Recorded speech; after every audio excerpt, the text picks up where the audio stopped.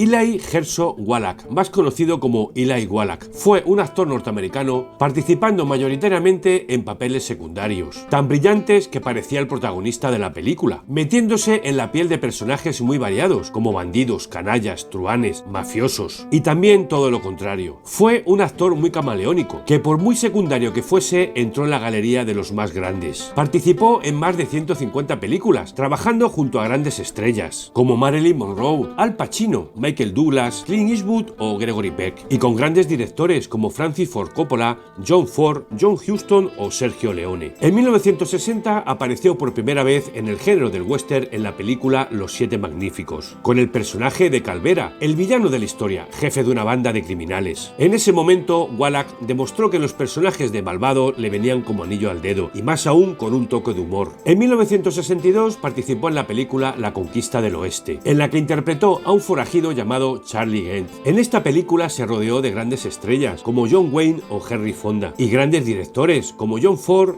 Henry Hathaway, entre otros. El director Sergio Leone se quedó impresionado por su actuación en esta película. En aquel momento, Wallach se presentó al casting para una película que estaba preparando Leone. Este buscaba a alguien feísimo, y Wallach consiguió el papel que le daría fama mundial. Estamos hablando de la película El bueno, el feo y el malo, estrenada en 1966. En esta interpreta a Tuco, el perspicaz bandolero mexicano que lucha junto a los personajes de Clint Eastwood y Lee Van Cleef para hacerse con un botín de oro en plena guerra de secesión. En 2011, Wallach fue distinguido con un Oscar honorífico por su dilatada carrera, y se lo entregó a alguien especial, un amigo de toda la vida, Clint Eastwood. En sus palabras de agradecimiento dijo: "No actúo para vivir, vivo para actuar". El actor falleció a los 98 años de edad y pidió en su epitafio que figurase "Ha muerto el feo", un claro homenaje a la película. Vamos a hacer un recorrido por 7 películas del oeste en las que ha participado Eli Wallach. Eso sí, no están todas las que son, pero sí son todas las que están. Los Siete Magníficos, película estrenada en 1960. Un pueblo mexicano vive atemorizado por una despiadada banda de forajidos liderada por el malvado Calvera. En ese momento deciden contratar los servicios de 7 magníficos, 7 implacables mercenarios, cada uno con una habilidad especial en el manejo de las armas. La Conquista del Oeste, película estrenada en 1962, narra la historia de la conquista del oeste a través de 3 generaciones de la misma familia, los Prescott, haciendo un recorrido por los acontecimientos más importantes: el paso por las llanuras, la guerra civil, el ferrocarril o los forajidos y los indios. El bueno, el feo y el malo, película estrenada en 1966. Durante la guerra civil norteamericana, 3 hombres se pelean por una caja que contiene $200.000 enterrada en una tumba. El problema es que ninguno puede encontrar la tumba sin la ayuda de los otros 2, así que los 3 colaboran entre sí para conseguir el botín, al menos en apariencia. Los 4 truanes, película estrenada en 1968, también llamada Los 4 del Ave María. Kat y Hugh se dirigen al Banco del Paso para entregar un botín de oro robado y así cobrar la recompensa. Mientras tanto, en el pueblo están preparando la ejecución de un delincuente llamado Cacopoulos. El oro de Maquena, película estrenada en 1969. Un grupo de personas, entre los que se encuentran soldados, desertores, comerciantes, predicadores, jugadores, forajidos, aventureros, buscan en territorio indio una legendaria veta de oro que, según cuenta la tradición, está custodiada por los espíritus de la tribu Apache. Viva la muerte tuya, película estrenada en 1971. Un príncipe ruso corre tras la pista de un tesoro sepultado en la región de Piedras Negras en México. El único que puede ayudarle a encontrar el oro es un tal Lozoya, un bandido que posee el mapa del escondite, pero este se encuentra en la prisión de Yuma, en espera de ser ahorcado. El blanco, el amarillo y el negro, película estrenada en 1975. El emperador de Japón decide hacer un regalo al presidente de Estados Unidos, un pony, pero el pequeño pony es secuestrado por un grupo de indios, o eso es lo que parece, por lo que el sheriff del condado deberá pagar el rescate para que el regalo llegue a su destino. Bien amigos, hasta aquí el final del vídeo. Nos vemos, hasta pronto.